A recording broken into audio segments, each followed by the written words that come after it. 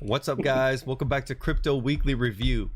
This is Crypto Weekly Review Con 2023 with my friend here, Funding Jim. How you doing, man?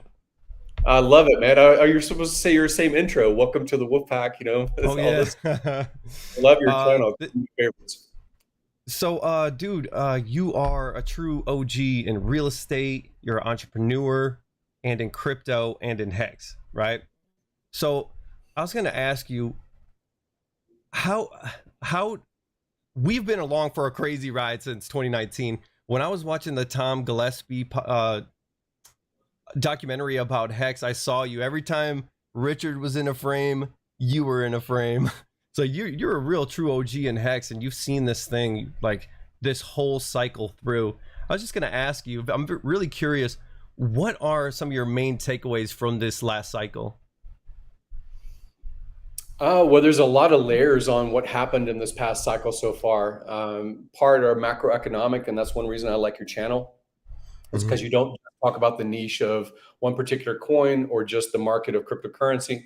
You actually talk about different things that are either going to be tailwinds or headwinds for our niche. So we had a lot of that over this past year. Obviously, we had the same sort of thing with 2020 and 2021 as far as printing press and kind of the malinvestment that can come along with just airdropping money on people.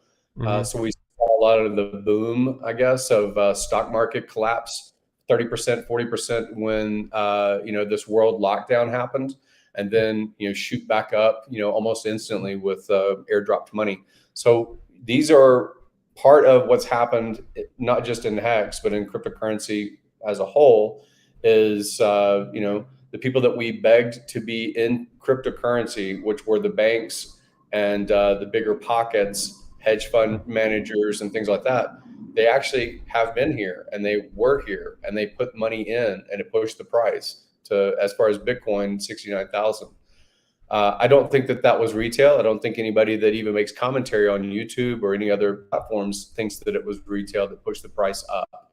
And a lot of that hands in the cookie jar stuff has happened over this past year. Yeah, So and they brought some of their, let's say, unsavory practices with them. Like we've seen all of this way over leveraged, too much borrowing, too easy money, and then we have had a dominoes. The GCC is what I call it, the Great Crypto Crisis. The what would have happened in 2008 if we didn't get some sort of a bailout is what we're experiencing right now, and it's ongoing. We got the stuff with Huobi, like Justin Sun. He is like using a bridge to move money because Silvergate and DCG appears to be down. There's subpoenas flying all over. We got stuff like Binance. They got their hedge funds that invest with them have got subpoenaed by the SEC. It seems like just the whole house of cards has fallen. My big takeaway, I think, is always take profits. I got into Hex really early and I sold a lot early. That's the thing. Like, you see me on my channel selling at 45 cents, telling everybody to get out. It's not a panacea. We're not going to live forever. We're not going to cure cancer. Like get out. Get out while you can. So I did get to sell a lot at the top, but the dirty secret is, I was selling all the way up. I sold a lot under a penny and stuff like that. And I really don't regret it. I think the main thing, like the main takeaway, from this cycle here is to take profits. Take profits on the way up, increase your quality of life. Like that's when I did. I took profits early. I bought like a Maserati. I did all these things because that's just what made me happy and made me interested. Now that's one of the most expensive Maserati Gran Turismos you'll see. Like it's hard to look at, but it's better than riding the cycle through. You know what I mean? Pay attention. The other thing that I would say, like from this last cycle and from everything that happened, is be ready to buy. Don't look away. Right now is the most boring time. I call it the malaise era. It's like nothing's happening. There's no news, which is probably a good thing because it's probably going to be bad news, right? It's a bear market. But like, there isn't a whole lot going on, and staying interested, when things are not looking so great, so that you can spot the next trend. So you could be here when we are bottoming, or if you miss it, hop on right away. Don't hop into the top of the next cycle. I think just sticking it out, and staying strong and always learning and progressing forward. I think that's just one of my major takeaways from this last cycle. Man, if you didn't, were you able to sell and do pretty good on this? Well, I am one of the people that, as far as hex products, staked a lot. So a lot of Mm-hmm. my volume that was a few $1,000s in 2019, I saw the rise go from 0.000056 to very high, and Mm-hmm. it kind of gets to the crux about why am I more commentary on Twitter, Instagram, YouTube, social circles. Why do I make comments about the hex code? It is Mm-hmm. to me because I can talk to my friends and say, look at the chart, and Dogecoin looks like it's a great opportunity. Here's a dip. Here's what it did in the past.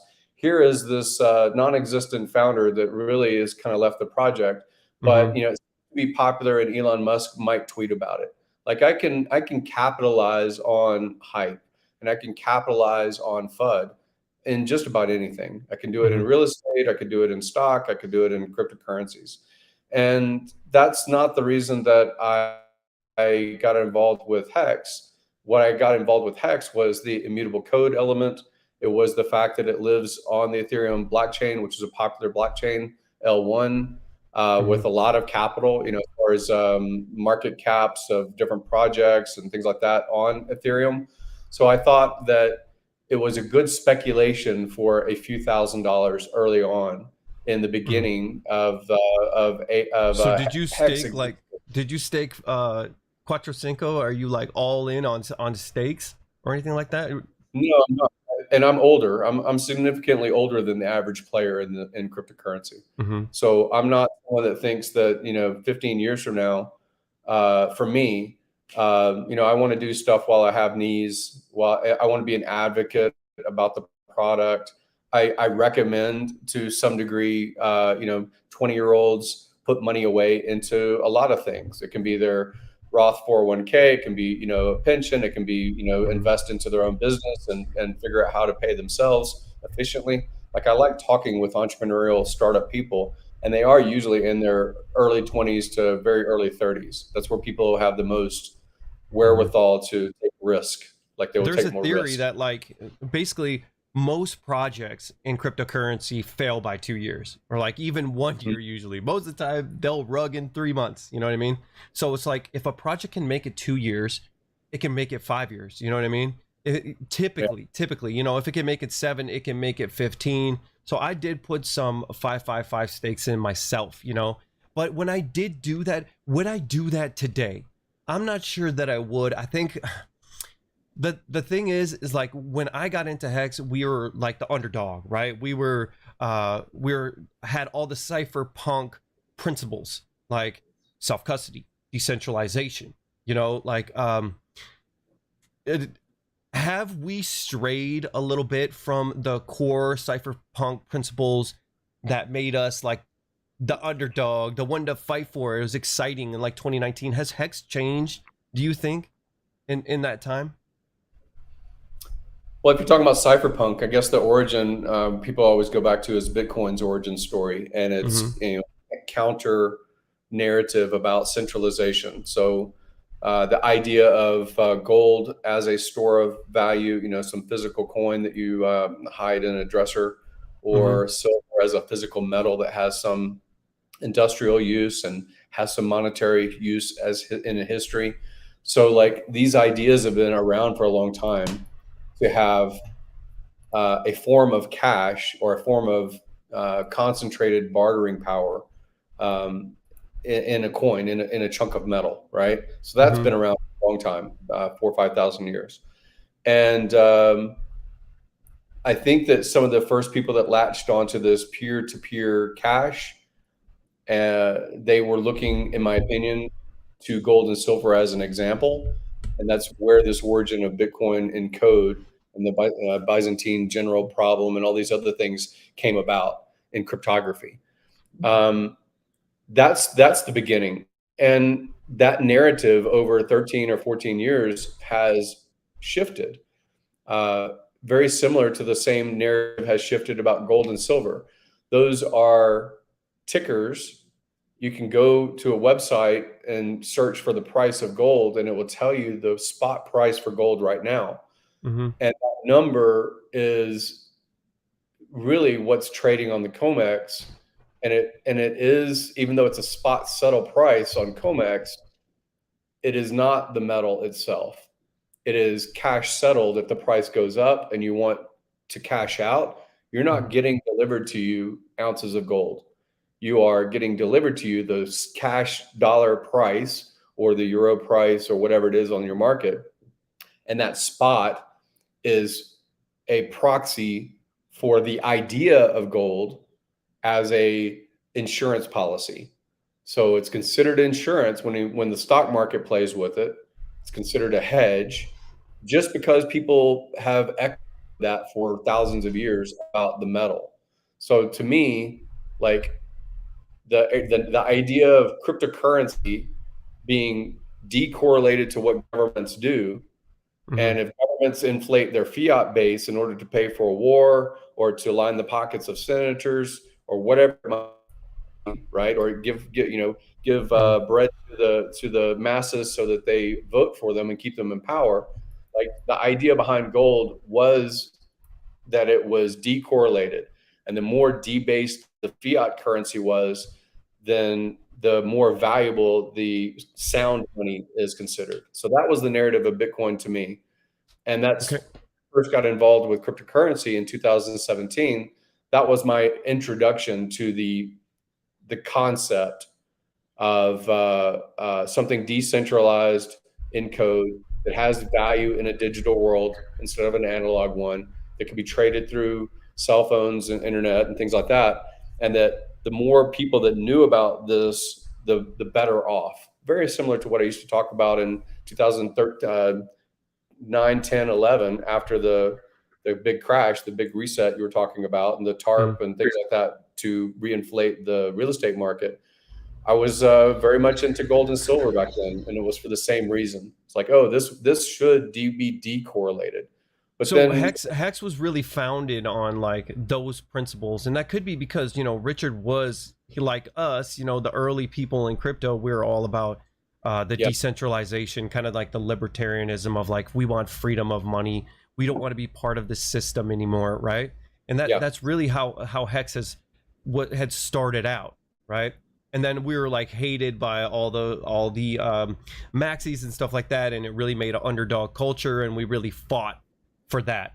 But do you think that we have turned into the things that we were fighting against?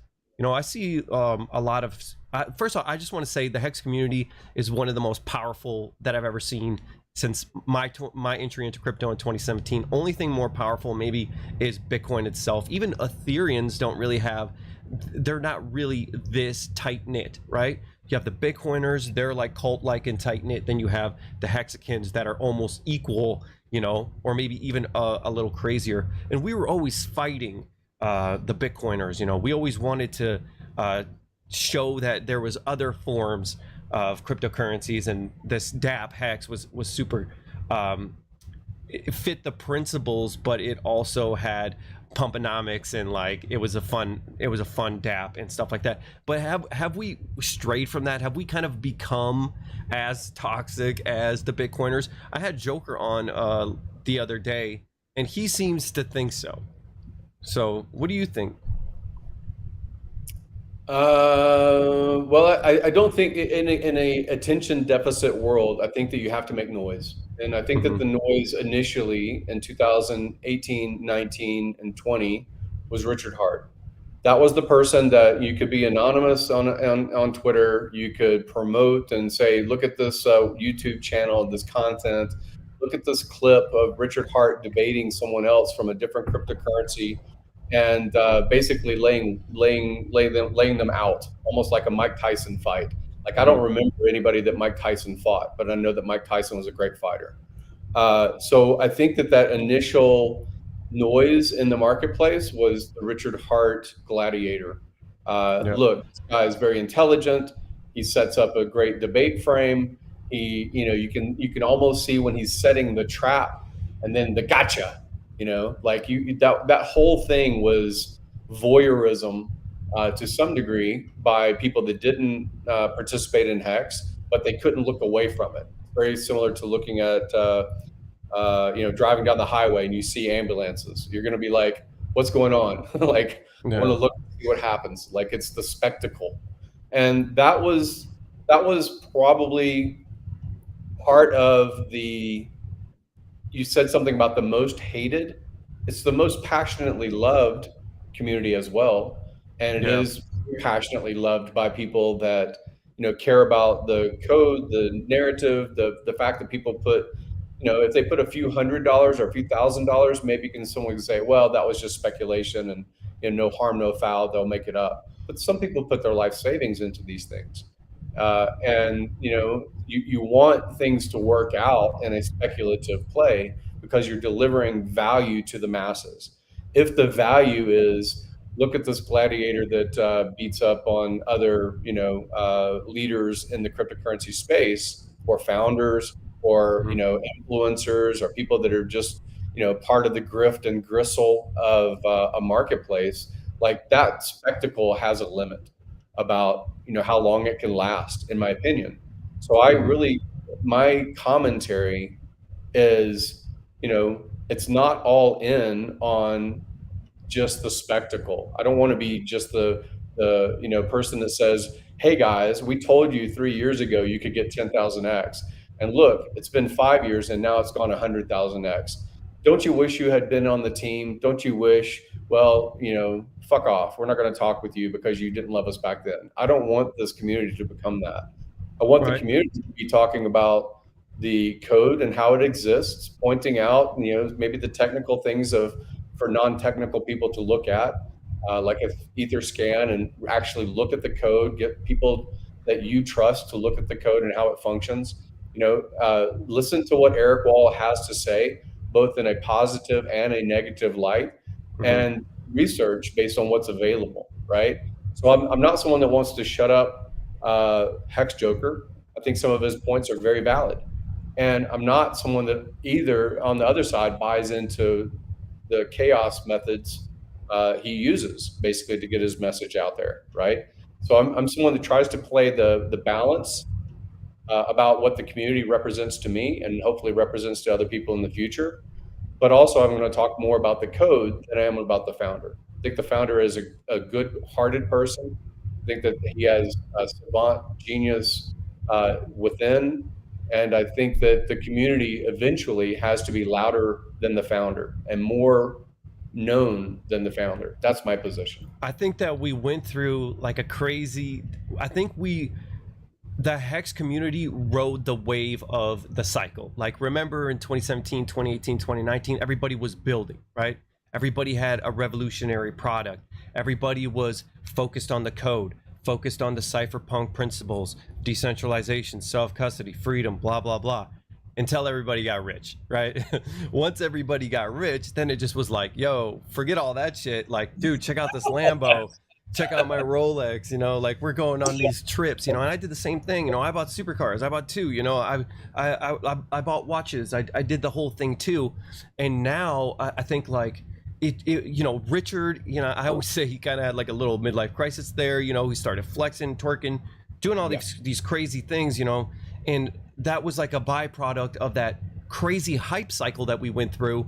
And then now, as we're coming through to the other side, I think, like you were saying, we have to focus back onto the original principles of like, yo, check out the code. It's immutable. It's still working, right? Like, nobody's in control of this thing. No, there's no admin keys, and focus on the principles of why we're here. And right now, in the bottom of the bear market, is a great time to have a little introspection and be like, okay, so why am I here? Yes, I do want to get rich. Yes, it's all about that too, but it's more than that, because nobody's getting rich right now. Nobody's there, barely anybody is making any money in this market. It's just bad news after bad news. Now is a great time to get back to the builder, like get back to the core roots and principles. And I think to attract people back in to the cryptocurrency space after everybody literally got wiped out, like I did okay. I managed to sell the top and everything, and I'm just riding it out. But a lot of people got wiped out. How do you get them back? it isn't going to be sitting here flexing Rolexes and Gucci suits and shit like that. This is my opinion, right?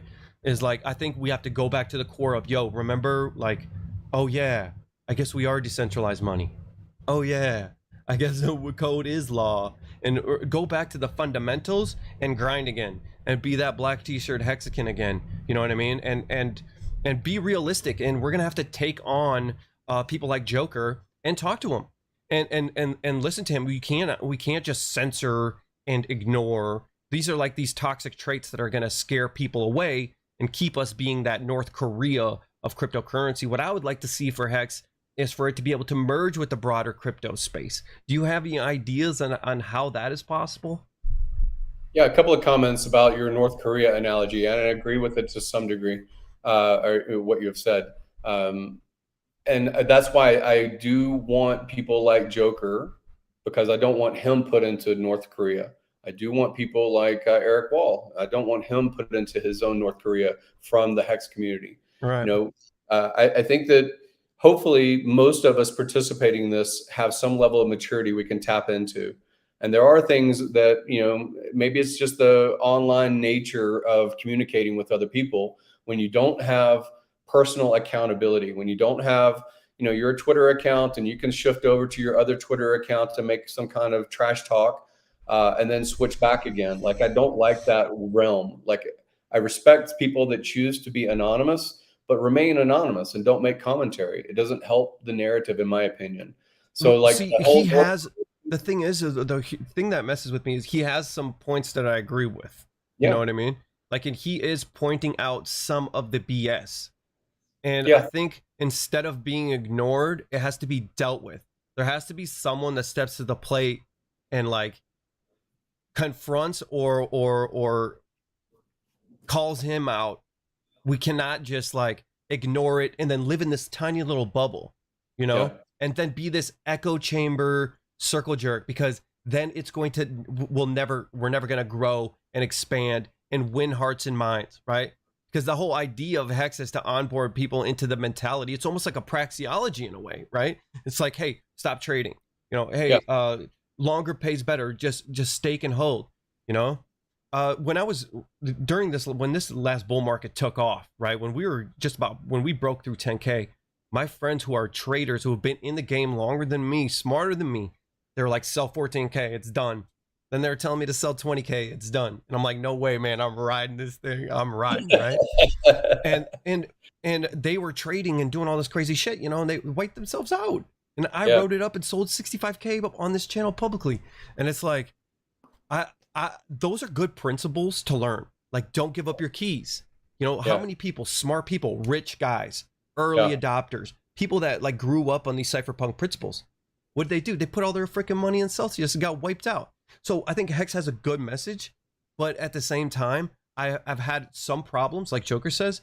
I've had some problems with some of the way that the community manages their things. Either they'll ghost you, they'll attack you on Twitter, they'll do things like that. I don't see how that could be positive for the longevity of this project. Like, we've strayed. Like, now we're all about flexing and doing all this shit, and everybody's wearing Louis and flat bill hats and doing all this shit. I mean, it's not really. I think Joker is a wound and a symptom of what is going on that can't really be ignored. But also, I will agree that he's chaos too. Like, he is all about the drama. He's all about the chaos. So I'm trying to figure out a way. How can we move forward into the next cycle? You know what I mean? How can we adapt, cool off on the flexing, cool off on kind of like the moon boy talk of like, I saw the other day that tweet, you saw it too, somebody talking about Gunther, is it talking about Hex going to 900K? I mean, get real, like anybody with half a brain that's been in crypto, and mind you, everybody that's left here, all these people in the chat, all these people here, they're battle hardened at this time, like they've seen it all. They've been in the shit, they've been in the battle. And they're gonna look at this and be like, dude, this guy fucking kidding me, I guess that's my message, my main message, and like my takeaway from Joker's interview, is that some of this shit needs to be addressed, and we got to get a little bit more based and come back to reality. We got to go back to t-shirt code, and things like that. And one of the most exciting things that I think in the Hex community is like things that are building on Hex, like Hedron, you know, Icosa, Pulse Doge, and Max, all these projects that are building interactions with Hex are propelling it forward into the next cycle because the code is done.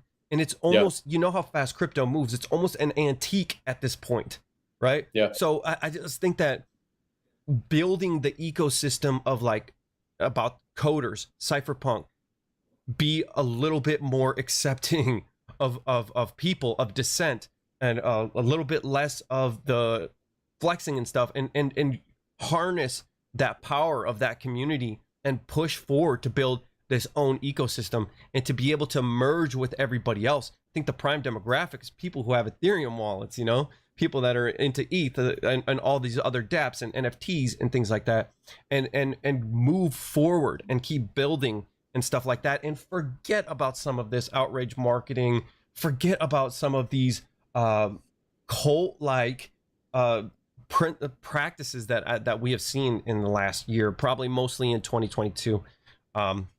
But yeah, so let's talk a little bit about what is your take? Is I'm just curious because I mean you're closest to any Richard and the inner circle and stuff more than anybody. Like, what is your take on Richard's whole marketing approach that he took in 2022? Do you think it's a bit? Do you think it was a bit tone deaf, or what reason? What happened? How did we turn into PP jokes and pole dancing and things like that? Do you think that's constructive? Well, I have to think that eccentricity comes along with genius, and I do praise Richard's intelligence and his drive and his work ethic, especially in 18, 19, 20. We saw that very evident. You know, the original people that were in the Telegram groups at the beginnings, you know, when there was no logo, there was no website, there was even the name Hex wasn't independent. It was Bitcoin Hex, or the name of Bitcoin Hex didn't exist before the idea was talked about in Telegram. So like that origin, that guy was eccentric, living in a castle like Dracula, talking for 8 hours without taking a piss break. Like that guy was very interesting novelty, and attracted a lot of attention, attracted me as well. And I got attracted to the narrative more than the display of wealth. I've been around wealthy people, and some of them are extremely eccentric. And I thought, okay, he's outlandish, but the message has merit. And I missed that Richard. That Richard was a great guy. And I've spent time in person with Richard, both maybe in 2020 or 21 when I went to Zurich. I flew from Ukraine to Zurich to meet him, you know, just for the day, and did that film thing with them. I've met him at different events. Obviously, when he came to Miami, I basically shuttled him, me and Dollar Cost and Trevor Sarver, shuttled him around and made sure that he got the most utility that he could out of the necessary trip. Like he needed to come for family reasons. And then I worked very hard with social, you know, and gave up a lot of social capital to basically make sure that he could get audience. So the valuetainment thing happened, the Fresh and Fit thing happened. You know, Dollar Cost was instrumental on that.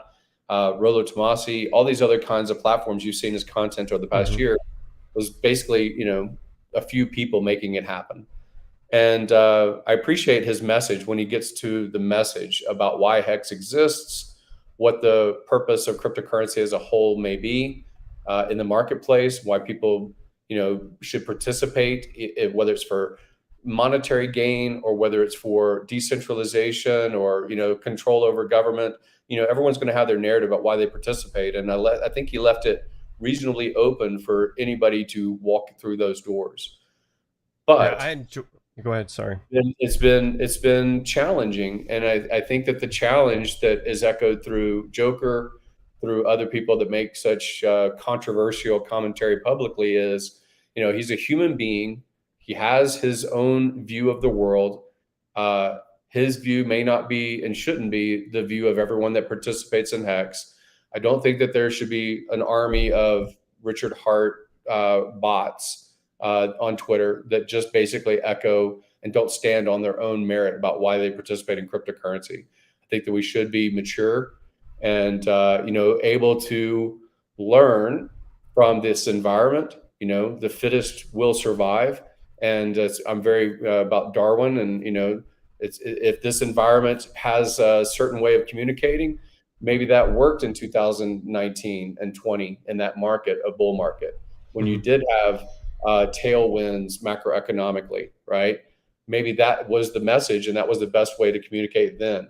And I think that the pivot, based on the founder, is his own view of how to communicate best and how to onboard hearts and minds in his view. I don't personally think it works, and I don't need to make commentary on Twitter about why I don't think it works. I just need to double my own effort about why I believe in the code, or why I believe in other people that represent Hex the way that I look at Hex, and try to introduce them to new audiences. Right? And you do a really great job at that. Your posts provide a lot of value, and I honestly went on an inquisition myself. Yesterday I went crazy. I was like scrolling through my Twitter, and I was reading something from Santiago Capital, and then the next post was some like crazy moon boy nonsense Hex tweet, and I'm like, you know what? This is noise, right? So I just went through and I started blocking everybody. I started blocking everybody who had a nonsense tweet. I think the pivot is we have to. And San Diego talk. I know Brett. So Brett Johnson lives in Puerto Rico. I was part of his.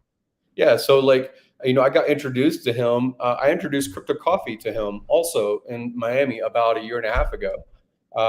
So like what I'm talking about when I talk about like networking in general, and I try to do that, like I networked you when you came to Las Vegas the same way, because I think that people have narrative in their head. They have valuable commentary that they can make, and building a bridge is better than sitting as an island. Doesn't matter if you're the smartest person if no one else knows it or can make use of your knowledge, right? I think it's better to be a bridge builder. That doesn't mean that I follow back everybody that follows me on Twitter. I don't. I only follow people that I feel like I'm getting some kind of nuanced commentary, some nuanced piece of information. If it is basically, if I scroll through and the first 20 things I see are retweets, then I pretty much just discount the person. I don't even really look at the person's content after that, because I have made a biased judgment that's probably wrong, but I'm still going to live with it by saying this person just is an echo, and I don't want the echo. I want the source. So I want people to have new ideas. I want them to be bold enough to call something out. Even when Joker had made commentary, I think it was on your stream or some other one, like I don't like when Joker, I'm just talking about right now, but in general, when people say hexagons do this or hexagons do that. Hey man, I'm a hexagon, but I don't do a third of the things that you're talking about, right? So like we are diverse. We do have different, things we bring to the table and different ways of communicating, and we don't all behave the same way. You had made a comment before about like toxicity. I'm going to stand on the principle that I believe that the code of Hex represents. And I'm going to stand on the principle about why a lot of people participated in 2018, 19, 20, and 21 with the growth of this message, right? And this brand of Hexagon. But like it represents to me this time value of money, this immutable, contract that lives on Ethereum's network, that anybody can participate from anywhere in the world, that doesn't have, permissions from a government or permissions from a corporation to utilize. Like that's the message that I bought into in 2018. That's the message I talk about now. Yeah, and I think that's the message that we should pivot to now that things are bad. Yeah, we were flexing and being crazy because it was euphoric at the time. I remember I was like, dude, what should I buy? Tesla Model X Performance. Boom. Oh, what should I buy? Audi R8. Boom. I'm just buying the shit with cash. I'm going to Hawaii. I'm doing all this shit. And it was a euphoric time. It was a great time. I cannot wait till the next bull market. But that was a product of a lot of people getting really rich from Hex that never had money before, you know, and were flexing and doing that. Fine. Okay. We did it. That was fun. Okay. Now we have to pivot back to like what you were saying. Why are we here to begin with? And I think that our Twitter posts and I think that the people, you know, stop doing these, hey, Hex is going to be $5 in 2024 or whatever. Like, dude, you provided me no value. In fact, you stole that time, my reading time from me. You know, you stole my time like with that stupid ass post. So that's why I started blocking people. And I just think that provide value. I think go back to t-shirt time, t-shirt hexagon time. Talk about the code, talk about the projects that were built on top of it that are propelling it into the next generation, into the next crypto cycle, right? That's what's beautiful. And that's one thing that a lot of people don't talk about with Hex is that the actual ecosystem, you know, it's kind of a thing that you're not supposed to talk about it, but the projects that are built to interact with it, those projects are going to save Hex, which is going to be a dinosaur by the time the new cycle starts. But by the time the new bull market starts, the more projects that are built to interact with it, you know, like you have Hedron, you know, you can encapsulate the stakes and make them into NFTs. That's fucking fantastic. You know, let's not bash these guys. Let's promote these guys. You know, let's bring awareness to, hey, Hex is a finished product. And yes, it was a revolutionary in its time, but guess what? We have a bunch of stuff building on top of it and staying current and interacting with it. So when the next bull market comes, it still is relevant. So it just blows my mind when I see people like dogging Hedron, when I see people dogging Pulse Bitcoin or Pulse Doge, just like, dude, you realize that they are bringing value on top of Hex. They're not taking value away from Hex, because if everybody stopped and none of these things happen in the next cycle, people are going to go for the next shiny thing. Mm-hmm. When you have shiny things built on top of it, I think that that's the winning formula for the next bull market, for Hex to stay relevant, for the community to grow, and it's positive, and it brings in new people and new ideas into the community. And we shouldn't be an island. It shouldn't be a North Korea. We shouldn't build walls. We should build bridges, like you said, you know. And I think that's my value proposition of what I can add, you know, to the community. Is like, you could see when I post my videos, I always post Bitcoin, Ethereum, cryptocurrency, Hex, and it's like, okay, one of these doesn't go there, you know, like people, you're not supposed to put Hex in with everything else. But I want to see that. I want to see that commingling of cryptocurrencies. I want to see a new fresh start for the cycle, you know, and more development on the cycle. Are you into any of these? Like, did you get your Hedron or anything like that? Yeah, I mean, I think the initial thing was there was a multiple or something. So yeah, when it was based on Hex, which is what I talk about the most as far as this community content, as far as crypto, I wouldn't have gotten Ethereum if I hadn't bought Bitcoin. I think I had to buy Bitcoin in order to get Ethereum initially. And then I wouldn't have bought Hex if I hadn't understood or had enough comfort about what Ethereum was. And I wouldn't, you know, participate in Hedron if I didn't understand Hex. Like, this is a journey. Like, it's speculatively sticky, the way that Richard likes to say it. These are speculatively sticky instruments. There are, you know, landmines in certain code that can put you introduce risk, right? Yes. You have to consider what your risk is. Yes. And participating with, hey, I've got a free airdrop of this thing. Should I claim it? Hey, I've got this free thing that I claimed. Should I stake it? You know, now it's got economic value and it's worth a lot of money. How should I protect it? Like, you have a learning curve about all of these things for sure. And when it comes to this base of a smart contract that generates yield based on time or volume of time that you put on a time contract, I like the narrative. I think of it similar to real estate. And I think of it, you know, a lot of people try to draw analogies of, you know, your own printing press or whatever it is that you're trying to explain how Hex works. But I like that in general. Like, I don't think the whole neighborhood in a city goes for sale at the same time. I think some people enter the market and they buy a house. Some people exit the market and they sold a house. Like, that's a healthy market for me, an efficient market. And I think that Hex can get to that point, especially when most of our communication to new audiences is that message. I want the community to be 10 times bigger. That means I've got to talk to 100 people at least for 10 people to participate. And even then, they might be very timid about their participation. So if you actually want this to grow as a concept of time value of money, delayed gratification, that it's a fair game, Hmm. the game is hard coded, and there's there's risks in every system. This one has risks as well. I don't say that there's no such thing as OA risk. There is OA risk. There is trended data of 3 years of OA action that mitigates my fear about OA risk.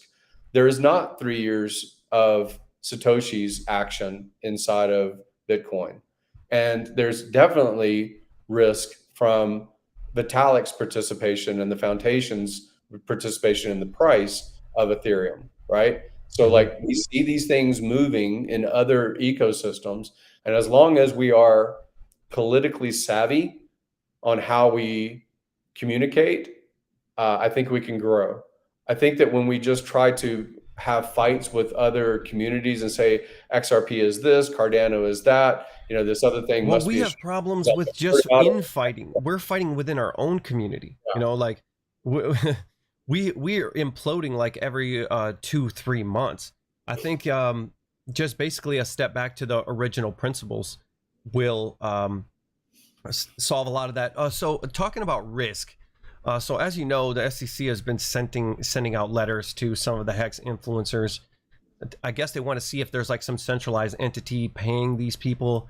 It could label it security. What do you think is going to happen if Hex does get branded as a security? And can Hex survive through this environment? Well, as far as cryptocurrency, there have been a lot of things that have been determined as a security. And then once they were determined as security, they paid a fine and they moved on. Like, they continued, like, because they didn't file the paperwork to launch before they had value.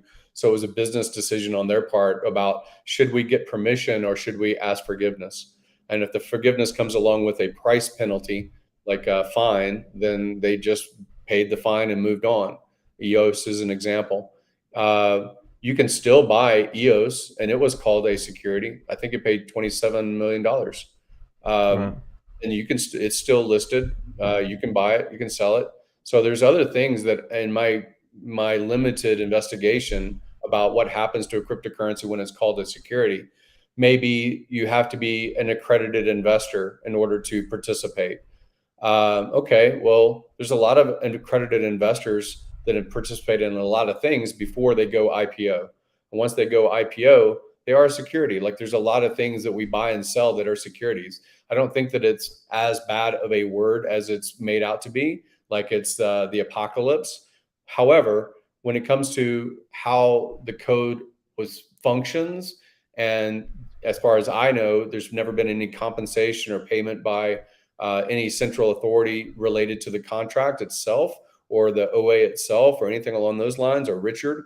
I have no knowledge whatsoever of any compensation payment or anything like that. So I think, and I know how absolutely paranoid Richard is about compliance with and breaking all the legs of the Howey test, and all the risks that go along with launching a cryptocurrency. So, like, his investigation into the legality, I think, has been just as diligent as his investigation into the code or development of the code. Yeah, So, well, yeah. it's not like they're going to kick in the door at, go.hex./stake and then unplug the server or something like that. I mean, it's on Ethereum. There isn't a whole lot they can do, but there is a lot of fear, uncertainty, and doubt in the market. And you're saying that from what you know, that Hex Well, could look still what operate. happens. Look what happens when something's called a security, even the threat of a security. XRP came off of a lot of centralized exchanges while it's Hmm. going through a legal battle, right? Yeah, And then you couldn't participate. You couldn't trade from one thing into XRP and out of XRP into something else, right? right. Because it came off of central exchanges. Well, what central exchanges is Hex listed on? Where do you buy and stake Hex? Is it from Binance? Are you buying it on Binance? Are you buying it on Coinbase? Are you buying it on Gemini? Where right now is the volume for Hex? Yeah, it's really positioned to take this on. I mean, from the outside looking in, the SEC could be like, hey, look at this guy. You know, he's talking about world's biggest diamond. He's wearing Louis Vuitton. He looks like the typical Instagram Forex grifter. You know, this is going to be a slam dunk. And then they look at the code, and then it's like, well, it's immutable. Well, you're just interacting with the contract. The contract pays you. You mint your own coins. It's like, oh, well, maybe this isn't a slam dunk. And we're investigating Binance. And we're investigating one of the biggest frauds of all time, SBF. One of the biggest frauds of all time. You know, we're investigating DCG. You know, like, do we need to go? This thing has $800,000 in liquidity, you know, in USDC pair. Like, do we need to go start flying to Europe and kicking in doors and doing all this stuff? I mean, there is a case to where I just don't think that it's a slam dunk for them. I think there's a lot of concerns, you know, like there's a lot of stuff floating around, words like fraud, words, you know, like because of the pulse chain sacrifice set. You know, I don't think it's out of the realms of possibilities that it gets labeled a security, but I just don't think that it's going to be a slam dunk, open and shut, done in a year thing. I think this thing's going to draw into 2024, 2025, and Hex really could have already cycled by then. You know what I mean? So I do think that there are some questionable things that were going on, but I just don't think that it's going to be resolved anytime soon. And so, like, as far as the accredited investors things goes, isn't that what the Hex Trust is about? Like, don't you have to be an accredited investor to be part of the trust? Yeah, so that was set up. Kinetics, myself, Wales Only, Hexologist, RG3, you know, a top law firm. Their clients are multi-billionaires as far as their law firm clientele, accountants. We went through the same regulatory scrutiny as Grayscale, which has, you know, billions of dollars under management and all this other stuff about Bitcoin and Ethereum as assets held within the trust. And this is a mechanism where accredited investors and trading desks can participate in exposure to cryptocurrency without direct ownership. So they don't have a hardware wallet. They don't have to have multi-sig or, you know, technical savvy necessarily to exchange shares in the Hex Investment Trust or in Grayscale. So currently, again, the spokesperson as far as our you know, participation in the HIT really is Kinetics, and he had a stream yesterday on Maddie's conference. I think it was about 30 minutes or so. So if you have more reference questions about HIT, then I would reference to Kinetics mostly. Okay. So did you get a letter from the SEC? I have not. The HIT, as far as I know, has Okay. Kinetics made that declaration, and because they were so compliant and hundreds of thousands of dollars were spent to be compliant, I don't think that there's going to be an issue. And I think that it's a big deal that it exists. It adds some legitimacy to the asset that it holds, which is Hex, and in the effort to make sure that we were compliant with U.S. laws. Okay. So do you know if Richard got one? No, I wouldn't know. How did you get the lawyer thing going? I mean, you're Mr. Rolodex. You know everybody. You know, you're friends with everybody. It's really incredible. When I was out with you, when we were in Vegas, I mean, dude, you knew everybody by first name and stuff like that. So how did you get this lawyer? Is it a rock star lawyer? Like, what's really going on there? Do you know? Yeah, so Robert Barnes is a friend, and I first met him actually with a networking effort I made. So about a year and a half, maybe 2 years ago now, I can't remember when, maybe close to 2 years. Let me back up even further. So back up even further was the AA was going on in 2019, and the timing of the AA was pretty much the same time that George Gammon's YouTube channel was starting to grow. And I remember that I was like subscriber 400, and I liked his macroeconomics take. I liked his commentary, and I became friendly just as far as chat participation on his YouTube channel. Sometimes I would do a super chat on, on Sundays, he would do like an AMA, and I would ask questions related to real estate or like the headwinds that the economy is going to go into. This is all before COVID. And I remember that was a show that I would watch right before and participate with, and then the AA would open and participate with the AA, the launch of Hex. So that friendship with him led to, after Hex existed, maybe a year into it existing, George decided he was going to launch his Rebel Capitalist show, his Rebel Capitalist conferences. The first person that I invited, I said I was going to go. I forgot where in the world I was living at the time. Maybe it was Puerto Rico. And I said, hey, I'm going to go to Miami. And the first person that I asked to go was Rackham. Rackham is a very wealthy guy that participates in Hex as well. So on Telegram, I had asked him if he would go. He said yes, he would go. He wanted to go. We were friendly back then. And something changed in his schedule where he couldn't go, like he couldn't commit to that weekend. So I was like, man, it would just be a great networking opportunity. And I always do better either as a wingman in networking or someone else being my wingman. Like it motivates me to go ahead and take the chance of a contact when I have someone watching. Like even when you were with me in Vegas, like I make an extra effort. I say, why am I going to do it? I don't necessarily need that network connection, but I prompt myself. So I wanted someone. Funnington's an absolute beast in networking, man. Like I was like, dude, are you like a cop or something? Because he would go up to somebody and be like, oh yeah, he would figure out what they do and like what their value proposition is, why they're here in this influencer group, and then he would like get their phone number, get their contact, and then he would take a selfie with them, and he's like, hey, I'm sending you this selfie so you remember me. I'm like, damn, I've never seen anybody. Dude, I'm like, dude, are you a Fed? Like, what the fuck? That is some hardcore that's some hardcore connections that you made there. I mean, so you got Robert Barnes. Barnes, he's this guy, right? He did. Yeah. Wait, let me finish this last thing. So okay. So I wanted to go to Rebel Capitalist event in Miami. It was a 3-day event.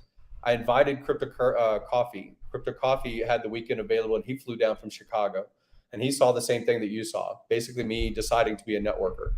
So before I went to the event, it was like a few weeks before, I actually printed out physical business cards that are the type, the hard plastic type that go into a hotel key. Like they have some technology built into them. And I got a special printer, and I went to all the panelists' websites. Robert Barnes, Robert Kiyosaki, Mark Moss, a lot of different people from the Gold, Lynn Alden, all these different people, right? That were panelists, like 14 or 15 of them. Jeff Snyder, a lot of different people. And I printed their contact information, like here's their YouTube channel, here's their Instagram, here's the social media platforms they're trying to build. And I made it so that it was a tech thing that it just had to come close to a cell phone, and it would automatically populate the cell phone with their contact. So it was a contactless business card, right? And I made like 14 or 15 sets. I had $6 wallets that I bought that were really nice in Colombia. And basically I made it as a little gift thing for all the panelists. And I'm just a regular dude, just like going to go to the first time to this thing. So I had such a great as far as a contact and explainer about why I did it. And then the people like Mark Moss or whatever be like, why'd you do this? Are you friends with George? Are you part of the Rebel Capitalist thing? Why'd you do this? I was like, no, I just wanted to, I think your message has value. I think you need a bigger audience. And this is just my effort to make you have a bigger audience. Like I cared about it. Right. And so Robert Barnes was one of those people. And at the time, he either was still representing Kyle Rittenhouse because of the shooting thing that happened. It was a big national story, worldwide story. He in the past had represented Wesley Snipes and got his sentence down from 20 years to like 5 years. His fine down significantly because Wesley hired him to help him through his IRS issues. He also had represented Alex Jones in the past and other really big talent or big names. And when I met him, I think even George Gammon was hiring him to sue the Federal Reserve. So I was like, dude, if someone's they going are to take suing on the him. Federal Reserve, they're going to take on, liberals that are upset with Kyle Rittenhouse. They're going to get, I was like, this is the kind of lawyer you need to have. So I made good friends with him in just like 2 days, went to drinks with him and stuff like that. Anyways, later, when I had heard about these letters and wasn't sure it was real or not, and then, a few days later when it was verified that it was real, I thought that he'd be the best that I could think of because he handles these 3-letter agencies all the time. That's his bread and butter. So did he give you a hot take or anything like that? Like as far as what he thought initially, just from the whole concept of what was going on? I'm sure he sees this all Yeah. the time. So when I reached out to him, and when I reached out to him, it was about a 30-minute conversation. And it was in preface, I had sent over what I knew as far as our documentation, like what I knew about our Hex investment trust, the process that we went through with that, how the code of Hex was launched. Like I gave him some primers. However, what was really interesting is he already knows a lot of this vocabulary. His clients are, significant Bitcoiners, significant Ethereans that, they have been pushing for different regulation and things like that over the years. So I didn't have to explain anything about cryptocurrency or about this contract. What he had said was basically it's a fishing expedition. And again, the value is just in his verbiage. When it comes down to what happens in the future, that's going to be basically legal interactions anyway. But what he had said was, if you want to be, probably every lawyer says this, that you want to be the skunk in the room, not the lamb in the room. So, which means you want to be the problem child for 3-letter agencies, not necessarily the one that just rolls over, right? Mm-hmm. So, maybe that's just the pitch every lawyer would put out there about, hire them for those services, but it made sense to me. And what I ended up saying was, can we negotiate a group response? Because it seems like there's many of these letters. At the time, I think there was like 6 or 7 confirmed letters. Later, I think that there have been like 30 something letters. Mm-hmm. But I said, can you offer a group retainer? If your response to each individual would have been basically the same on their behalf, can they be lumped into a group? He said yes. He made the agreement. And then basically, because I didn't have the need at the time, and still don't as far as I know, I referred him and made the bridge between him and Hexologist and him and Kinetics as part of that group. And you're no longer you didn't get an SEC letter, so they're not going to tell you what the hell's going on. So we really don't have any more data as far as this. It's just they got this rock star lawyer. Your many connections, like set this thing up, and you're a great value add to the community. Now, so let's talk a little bit about Pulse Chain. So when Pulse Chain, sir? It seems like if you watch Twitter and you pay attention to KDP, it seems like it's any second because she's posting so many updates from the GitHub or whatever they call it. Even the devs told Hvid to settle down. That just closing a tab will prove activity on the GitLab or something like that. I mean, they're really hyperventilating. You can just put a comment, which might be like, let's do this next week or whatever. And I guess it has an update function. So yeah, that's probably what it is. Yeah, I mean, but at least there's activity. I think we all can agree there, right? Activity is good. What I don't want is people to be set up for expectation.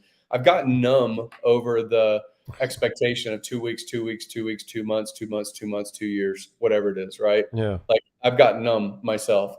And I'm significantly enthusiastic about the potential that Pulse Chain offers if it gets to market, when it gets to market. Like I don't want windows of opportunity to go by, but I also understand that there's headwind of the cryptocurrency is not the favored child in speculation at the moment, that there's a lot of stuff going on in general. I wouldn't consider it necessarily blood in the streets yet because Bitcoin's still 17,000 or Ethereum's still 12, almost 1,300. Like I still think that there should be some washout. I will be paying attention to the Ethereum that gets unlocked from its staking mechanism whenever that update happens. Yeah, Shanghai upgrade. Yeah. So like there's things that I pay attention to that could affect the enthusiasm about Hex, the product. And I don't want it to only be about Pulse Chain. the reason I talk so positively about Pulse Chain and PulseX is because, yes, I did sacrifice. I do care about its price performance, but the reason I sacrificed also was because I thought that the transaction costs during the bull for Hex to be unstaked or staked or bought or traded or moved from one wallet to a different wallet safely was far too high. So I support Pulse Chain and PulseX mostly 99% because they are enabling Hex to be more freely adopted, more easily adopted. Yeah, and Hex is very, very thirsty, right? It's like the Hummer Yeah. H2 of dApps. Like it's got the T-shares going on. It's very thirsty. It's very, very expensive, and the fees aren't so bad right now. But we are at the bottom of the bear. I think we're going to be bottoming in the next 3 months. So once the bull market kicks off again, everybody's going to get screwed again, right? Yeah. So really, Pulse Chain is a complement to the success of Hex. Like we really need each other, and I think I believe the Moon Boy case is that I could see that Pulse Chain, if it launched at the right time, could be the Solana of the next bull market. Because what else do we have? Yeah, we got some layer 2s. Nobody cares. I hate layer 2s. They're annoying. Going on and off. Then we got everybody's talking about Algorand. Oh, Algorand is going to be the next thing. Who cares? It's old news. We want something new, hot, fresh. And I'm hoping against hope that Richard shines through in his Pumponomics and puts like a ETH 2.0 with Pumpomentals, right? Yeah. And that shit right there, dude, if that happens, if we could nail the next, if it so happens that it comes out in the next cycle, it could be the next Solana.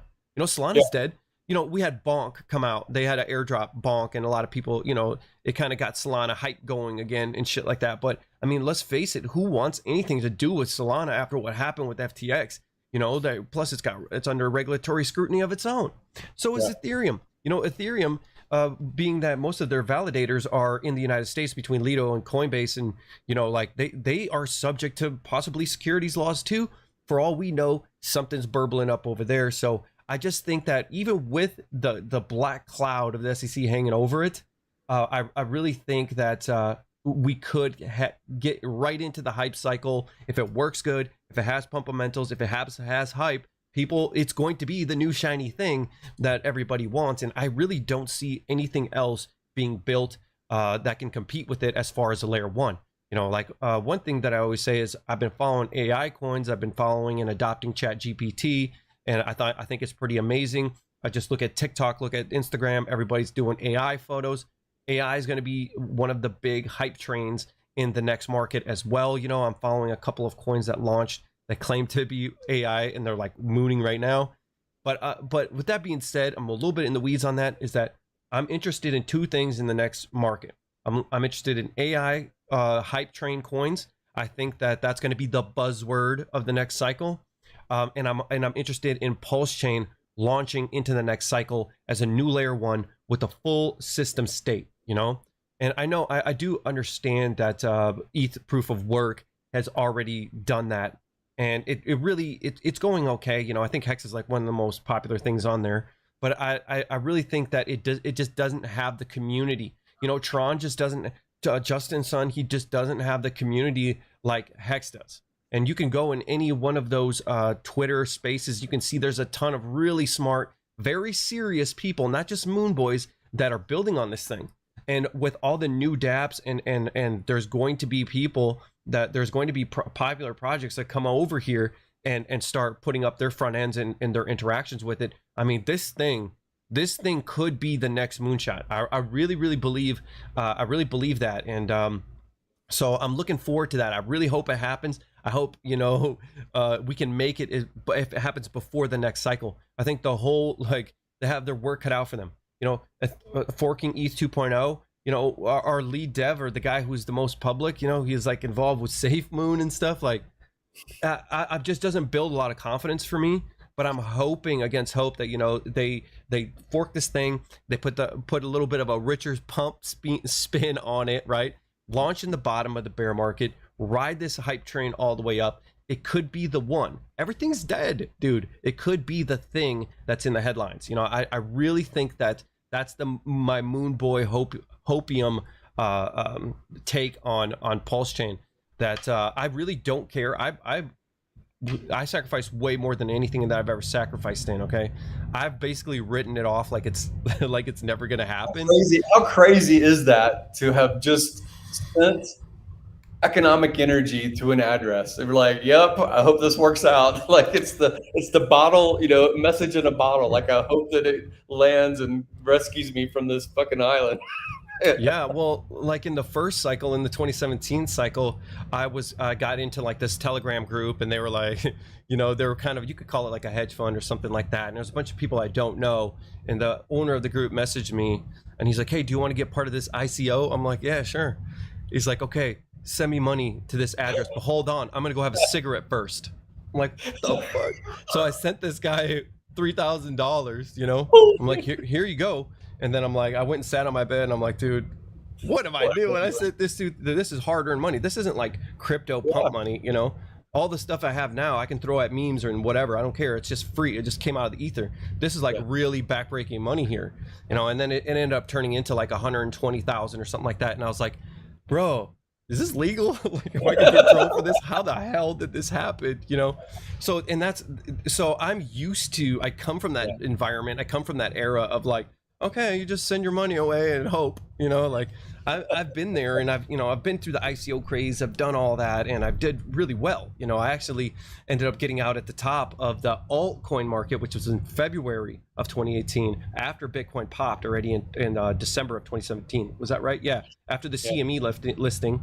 So I ended up getting fudded out in February at the top. So I caught 2 tops. It's been amazing. So like, to me, it's like, yeah, I've sent my money before and goodbye, and I just kind of like forget about it and hope for the best. But when I went into the Pulse Chain sacrifice set, I went into it thinking that I'm never going to get this back, and that's kind of been my always winning strategy. And sometimes you don't, bro, but my big hopium is that this thing does, if this thing comes out, I don't see another layer 1 being built. Some of the other stuff is played out. We have a Phantom, you have Andrew Kranya and stuff like that building on there. That's got a little bit of hype. Polygon's blowing up right now. Polygon has the Trump NFTs, and then also I can see that like Visa and MasterCard are building with them and things like that because it's low fees, right? But I just don't know a lot of people that are excited about Polygon. I think there is a lot of opportunity here. And I really, I'm hoping against hope that this thing is the next big thing, because it's new, and it could be have the right like new, and it's the synchronized, So Ethereum proof of work fork happened when 2.0 came out, and it didn't have you went to a couple of websites, I think, to either extract value or put value in or whatever it was as far as how the mechanism worked. But it didn't launch with a DEX interaction. And a lot of the numbers, I think that they were wildly inaccurate or something on how people traded Hex or Hedron or whatever when I was hearing about ETH Fair and ETH Work. What's interesting about Pulse Chain when it launches is at the same time, Pulse X will launch. That will occur at the same time. There'll be synchronized launch, as far as I understand. And the supply of the L1, gas token is deflationary. The supply of Pulse X is deflationary.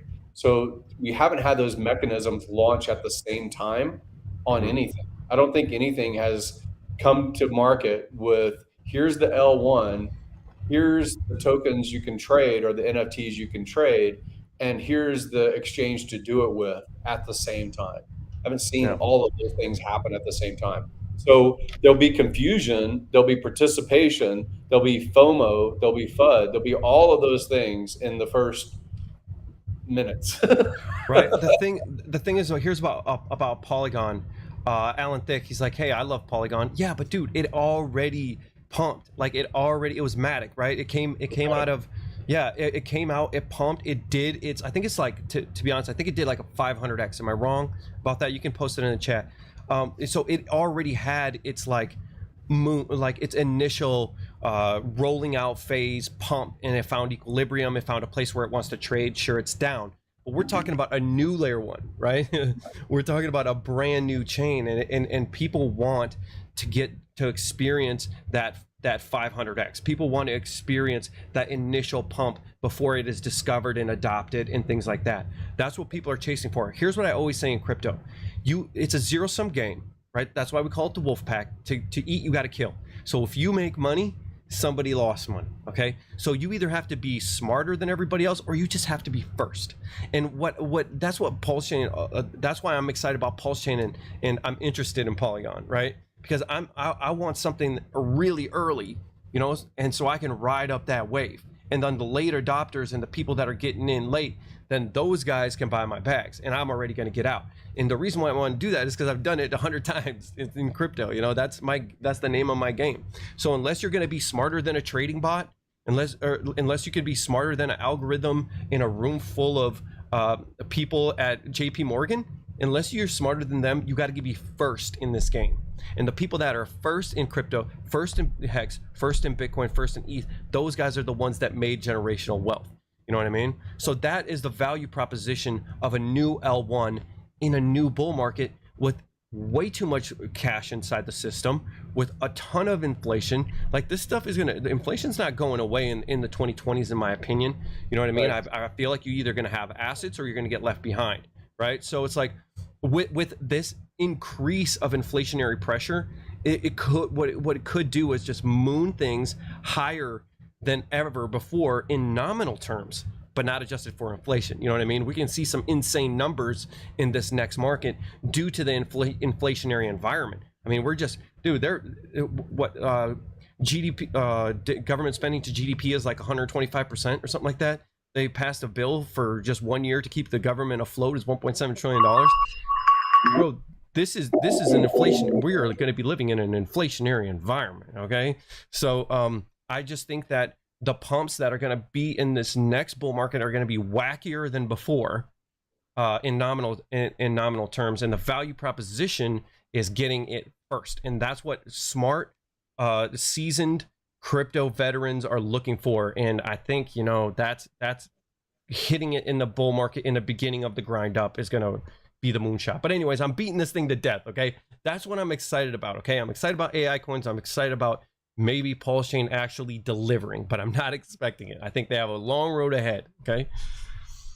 So let's just shift gears, because I know I really drilled that. So let's just talk a little bit about, what are your plans for 2023? How do you plan on playing this market? Where do you think the bottom is, and what do you expect for 2023?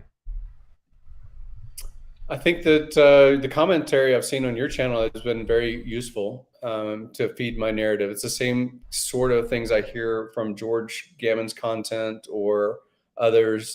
Brent Johnson, you talk about from San Diego Capital.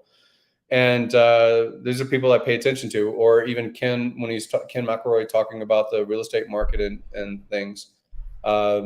If the Fed has its pause during the summer, if inflation is basically dealt with, but unemployment needs to rise, I think they're targeting like 4.5 to 5%.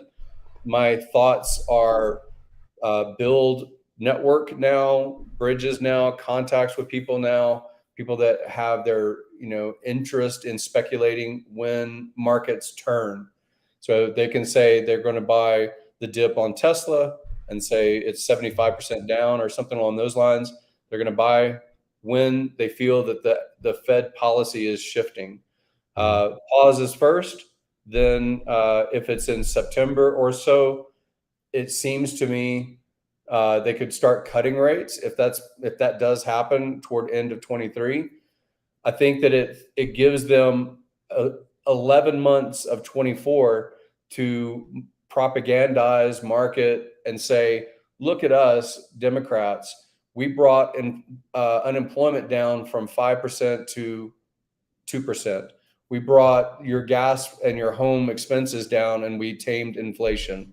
You know, the narrative around the presidential election will dictate what the Fed does. And I think that those three things laying on top of each other make speculation a super cycle for late 23 all the way through 24. So I think that the bull would kick off in 23. Once Fed actually even drops 0.25 rate, then you'll start to see this narrative probably gain momentum. And I think that it gives a lot of political marketing for the presidential election. Yeah, I agree with you on a lot of those things. One thing that I was thinking is the market and the economy are two different things, right? So the markets will always front run the economy, especially in an era right now where everybody has a lot of liquid cash, right? From the money printer go burr, right? So I think that the economy is going to contract in 2023, but the markets are going to front run. And like you said, it could be the Fed pivot or a pause. The Federal Reserve really can't raise rates that much more. I think it's at 7%. All of the tax money that's collected is just going to pay the interest on the loans, right? So I don't think we're out of the woods. It's like, oh, we get a pivot and the economy is going to be okay. I think the markets are going to be okay, or they're going to slowly grind up into disbelief phase. But I think the economy is going to contract and it's going to get harder out there just because the Federal Reserve can lower interest rates and it's going to help their buddies, the big banks, to pay their debt, because they can't really afford to pay these high interest rates. We're in a debt-based system, right? But that doesn't mean that Joe Schmo is going to be able to go get a loan, because lending standards, there's a chart I could show you, the lending standards are going up. It's becoming harder and harder to get loans, kind of like in 2008. We can have interest rates at 0, but lenders aren't lending, okay? It's only helping out the bankers, right? The bankers, the rates are low enough for them to stay solvent because they're too big to fail. That doesn't mean they're lending, right? So I see a contraction in the economy. And like you said, I think going into the 2024 election, I think that the government or the politicians are going to do everything they can in their power, whether it's right or wrong, doesn't really matter if it's moral or immoral. They're going to do everything they can to pump things up and make them look as good as possible. And what's happening at the same time? The halvening, right? So we got the Bitcoin halvening. That's another thing. So, the halvening, if you look at 6 months before, the halvening is that March of 24? So that reinforced. It's always changing because the hash rate's going nuts. Like it was May, and now I think they're talking about March, and now they're saying by the time that actually happens with the new ASICs, it could even be sooner. So go ahead. Sorry, I didn't mean to interrupt you. Yeah, so that feeds into, if the Fed pivot begins September-ish, if you look at the chart of Bitcoin as relative price performance relative to the halvening events, usually between 3 to 6 months before the halvening is by the rumor price starts to move up. Not wildly, but it moves up as people start to be there before that. But yeah. And you start to see the people that have 1,000 BTC or more, in their accumulation phase for sure. And then halvening for basically the year, like maybe 30 to 60 days after the halvening, there's a sell down event, people selling down the news. And then it's usually 3 times now it's gone through this bull cycle that continues, basically a year or so. Yeah, and I call it a groove because I don't want to call it a rut, because rut sounds negative, but I call it the BTC groove. And the thing is, like, the charts also line up because this has happened 3 times before. And, you got your moving averages, you got your pivots and all these things and your fractals and all that. And you're looking at it and you're like, oh, all of this looks the same. Well, yeah, because we've done the exact same thing 3 times. So when it comes to that later part when it comes into that time chronological cycle, then it all looks similar. So it's like, oh, well, it doesn't mean that it has to do the same thing again, but we are in the games of we're in the game of probabilities, and we have to play the probabilities. The probabilities are the trend. Sure, it might not do the same thing it did the last 3 times, but I'm not going to bet against the trend. I think the probabilities are higher to go with the trend. So what I'm waiting for is a big capitulation. I'm waiting for the DCG thing to blow up. I'm waiting to see how much more money the government is going to take from FTX wallets. They confiscated $90 million from Silvergate. That was FTX's, and Silvergate's already in trouble. Silvergate's already not processing Justin Sun's transactions on Huobi. So we have some things in the mix here where I'm not getting excited, and I'm happy to miss the bottom and buy the confirmation. I'm happy to, but I do believe a lot of people are saying, dude, yeah, we ain't gonna have a bull market until 2024. They're looking away. They're forgetting. Then you're going to have the economic contraction where people are going to be short on money and can't buy the bottom. That's how bottoms happen, you know, like that's why people aren't buying, is because it can't. So we're going into this economic contraction that the market's going to front run, and we're going into the Bitcoin halving cycle at the same time. And sure, we're not going to have a moon Lambo party until probably after the halving, but there's a grind up, and there's also a sentiment change. I always say, when people say Bitcoin died, all those times you've seen the memes, it's like it literally did though. And then when it came back, it was a different cycle with different shit. You know, NFTs this cycle, we got yield farming this cycle. We didn't have that shit before. So if you're gonna miss the trend that is going to be the next cycle, which I believe is going to be AI related coins, you know, and new layer ones. Like, dude, I miss Cardano. Okay, I'm not missing any new layer ones. Okay, so like, I'm looking at new layer ones. I'm looking at new hypes. I'm looking at new trends, and that's why we have to stick around, even though it's sad. Okay, it's sad out here. It's not fun to watch these markets, and I'm holding on to the blue chips that I think are going to do good. You know, I'm hoping that, you know, I think Hex can bottom out. I was talking about Hex having a great reset, you know, where we kind of burn down some of these older wallets that might be a little bit toxic. Go ahead and sell 20 million Hex for 500K. You know, get out of here and get a new crop. And rebuild again, right? Without this overheading dark cloud of sell pressure. You know, I think Hex could be okay. I think Pulse Chain, if it launches, is going to be a hit. It could be a Solana. You know, I'm looking at stuff like Dogecoin. It's one of the most top Google searched in the world. People are still interested in it. You got Elon Musk, you got all these stuff. So I'm looking at like blue chips, new things. And guess what? If you think that you're waiting for the bull market of 2024, you're going to come in, you're going to be buying the top. You're not going to know what the trend is. You're not going to know what's going on. You got to ride this thing through. You got to ride this thing through. And I think in the next 3 months that we're going to bottom. And when I say that, it doesn't mean that we're going to just go to some moon candle and everything's going to be okay and we're all going to be buying supercars again. I'm saying that in the sense that we're going to start to grind up and people are not going to believe it. And everybody's going to come rushing back when we start mooning again. And the big names that they know, because they might not know the new trends, the big names they know they're going to be buying, you know. So I'm trying to spot those big names that people who are just watching Monday Night Football and are betting on fantasy football and doing sports betting, those guys, our prime demographic that's detached, those guys, what do they want? What are they interested in? What can they buy with a click when the hype restarts? So it's really a grind, and like I said, it's sad. And there's not a lot of good things to say and things like that. Most of the news to report is shit news. But grind through, look for trends, hodl USDC, get ready for the next cycle, hold on to your winners and dump your losers. You know what I mean? So that is kind of what I'm looking forward to in 2023. I really believe it. I really believe that Bitcoin is going to follow its cycle and everything else. And I really see the political structure and the Federal Reserve policies matching up with it. I'm like 75%. So I'm like 75% sure. And as far as the black swan goes, you know, if there is a black swan, it's only going to be a reason for the Fed to reverse its policies. You know, like we're not going to go into a black swan event and then they're going to be like, okay, we got to raise the shit to 7%. You know, that's not going to happen.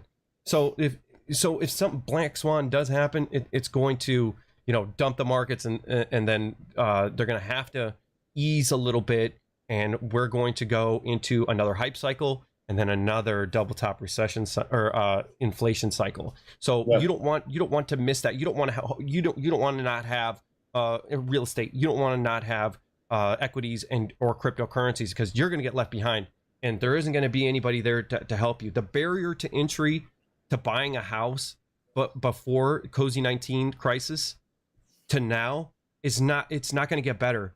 It's going to get worse, you know? So like, you're going to get left behind if you tune out, if you don't have gold, if you don't have crypto, if you don't have real estate. So stay in the game, stay sharp, watch out for the minefield that is cryptocurrency. Like, there's just so many pitfalls, you know? Stick to the code, the cypherpunk code, the good, honest, decentralized code, and you will succeed and you won't be left behind. Because I see a dissolving of the middle class. When you're saying pivot and this and that, and yes, we're going to pump again and it's going to be beautiful, but I also see a dissolving of the middle class, a bigger divide between the haves and the have-nots. You know, so it's more than just, hey, are we going to get a Lambo? It's like, hey, it's gonna be an inflationary decade, and you need to understand the situation that you're in, the macro environment that you're in, and see the opportunities in that and capitalize on those. But yeah, that's kind of where what I'm passionate about and why I do this and why I wake up and like read articles and stuff like that. And also I do it to troll and talk shit because I love talking shit. So, but yeah, with that, man, you're very interesting. Like, I remember when we first met, I think I was commenting on your YouTube channel live when you were doing a live stream. And I said something, you're like, are you the real Funny Jim? Is that someone tell me, is that just a troll? Like, why would he be on this channel or whatever? But I think that your content is, one, great information. It is infotainment. It's great memes. It's funny memes. Some of them are a little bit dark, but they're still entertaining. dark. If I can't laugh at myself, when I'm memed, or Richard can't laugh at himself or other Hexicans, we need to grow up. Honestly, we all do. So, like, I like your content in general. I think it attracts an audience that I'm not speaking to. You're speaking to, because you're representing the weekly review of what's going on across all marketplaces. I really don't know what's happening in Solana. I heard about Bonk because David Gokhshtein is commenting about it a lot. I heard about when Tate did his interview not long ago. He said he loves cryptocurrency, and he says, yeah, I got in Solana when it was really cheap. So, like, people are paying attention that have influence, and I think that you can speak to those people. And I think that other people like myself or other people that make other content, that they should continue generating their word in their narrative. That's what I like about Hex, is we have a general direction, and I hope it's representing values of the code, or this DeFi interesting DApp narrative. I think that it will have a rebirth of sorts, and the price, in my opinion, probably will follow its popularity on Pulse Chain when Pulse Chain launches, because really that was 2 years ago, the whole narrative around having an L1 that does not have a 12x S load function cost, which is basically one of the reasons that Hex is so expensive to unstake for long terms. So, like, there's a lot that I think the community itself can do to grow. And there's a lot that, that the message, like I said, I want to do things that are win-win. I want people that I talk with to win financially, but I also want them to also analyze why they're doing anything. Like, you're a great trader. You make great commentary about macroeconomics. You're experimental on certain things with basically throwaway money. And then sometimes that works out great. And sometimes you bet the farm or bet the house. You're like, yes, this is where I'm going, because you're sure, like, you're absolutely sure. Like, I don't really know where Hex goes. I'm hopeful that the community is louder than just a founder or just its origin. I'm hopeful that it's longer lasting than just a couple of documentaries. Like, I believe in the product, and I believe in a lot of my peers that are also advocates of the product. So I'm glad that you're in this to talk about it, and I really just appreciate your channel. I think it's worthwhile to have contrast voice, and you're that. Yeah, and I was joking with you the other day. I was like, dude, I'm controlled opposition. That's why you hit me up. I'm like, hey man, get this guy under control. He's getting popular. He's got about 1,500 subs now. Shut this kid up. Or like, but that's why I was like, that's why he's talking to me. That's what I was thinking. But we do need like a balance. It can't just be rock hard, we're Richard Hart fanboys, and then it's a bad look.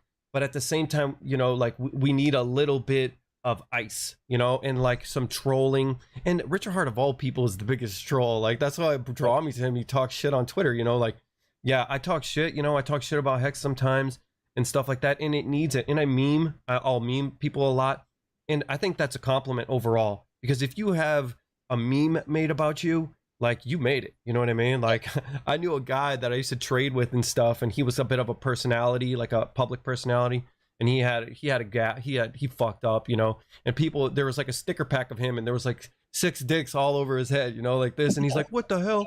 I'm like, dude, you made it. Like, there's a sticker pack about you, man. You freaking made it. And that's how I always been. I grew up in the generation of South Park, Family Guy, you know what I mean? I grew up on Dave Chappelle and things like that. Like, my friends and I roast each other, you know, and talk shit, and my feelings don't get hurt, you know. So I come from that like mindset of like, dude, yeah, I'm trolling you, but that doesn't mean I'm against you. You know, there's a lot of things that piss me off about Hex.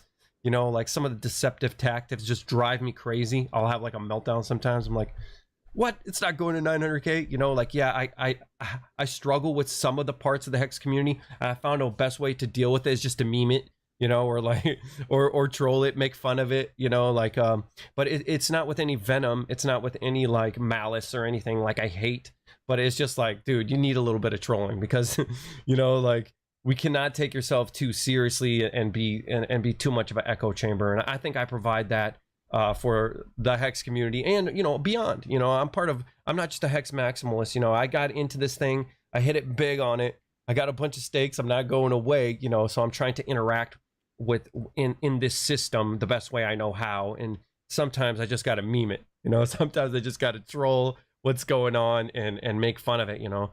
I think it was Napoleon who said, sometimes we laugh at men to keep from crying for him, you know. And that's kind of my philosophy and stuff about this world. And with COVID or cozy 19, I don't want to get pulled down, you know, or like with the bear market and things like that, you know. I'll just talk crap, and and that's how I'm getting through it, is we're just laughing and trolling and things like that. And that's kind of what this community is based on. So just getting through it, you know, camaraderie, brotherhood, whatever. So anyways, with that, man, do you want how can people get a hold of you? Where can what's you got at Funding Jim on Twitter? Is there any other socials? You have a YouTube channel. I subscribed. Yeah. You do videos. So you guys everybody go follow Funding Jim. He's a personal friend of mine and an all-around great guy. So go ahead, and if they don't already know. I appreciate it. Yeah, so I'm going to start making more content, kind of back to my roots of, I used to be, so I was in the military, and then during the military, I got trained in a lot of different cardiology stuff. And then one of my contracts brought me to California in the Silicon Valley area. And my business journey started with real estate back then. So I was transitioning out of medicine into real estate. And my original pitch wasn't like buy something and rent it out to a single family. It was more set up what I would call an accelerator, but basically a hostel for 15 to 20 people. And they had a requirement. It wasn't just the nightly rate as far as like an arbitrage opportunity for me as far as the rental rate and make income from renting. It was actually about what is their ambition? Do they want to build a company? Do they want to find a co-founder? Do they want to hire a Python developer? Do they want to get capital from a VC? Like, I care about that environment. And back then, that was 2014 to 2017. Back then, almost all of my tenants were from other countries.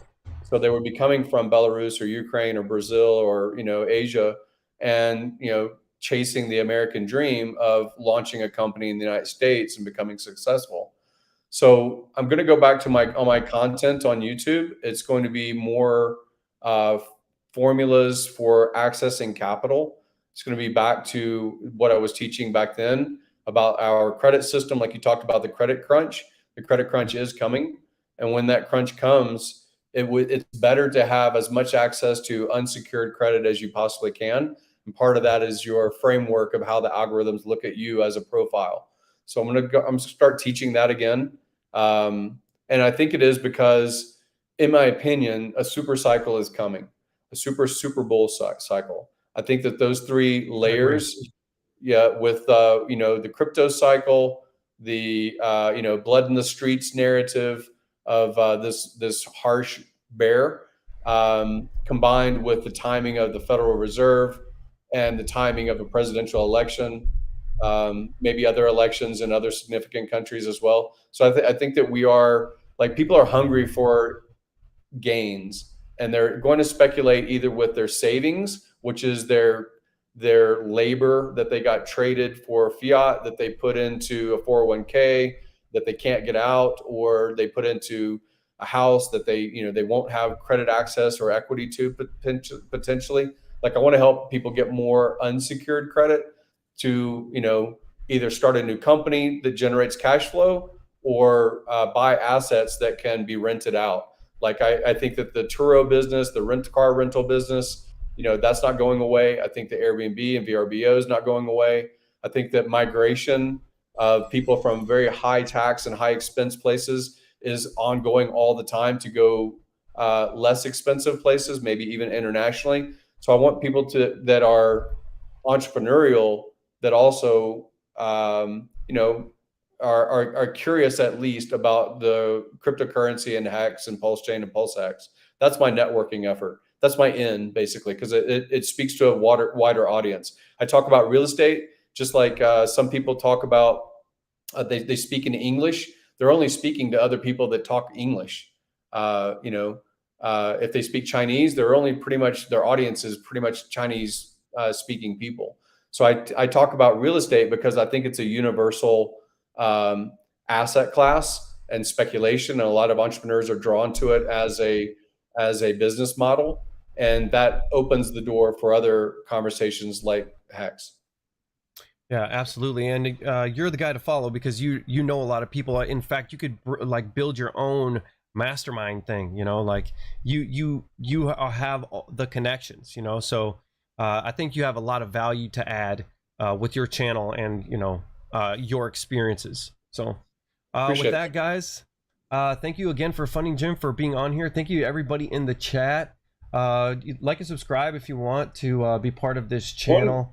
Join your Telegram. Your Telegram has got great memes. You've got great information. Yeah, smart people in there. There's some really smart people in our Telegram, and it's free, and I'm in there, and you just got to be able to handle a little bit of trolling or dish it back or whatever. But yeah, I mean, pretty much anything goes. You can speak your mind if you're upset with everything. We don't block or ban anybody unless you're a bot. So anyways, thanks again, man, and thank you guys. Thank you to the WoofPack. Shout out to you guys. Yes, NFTs are coming. WoofPack NFTs are coming.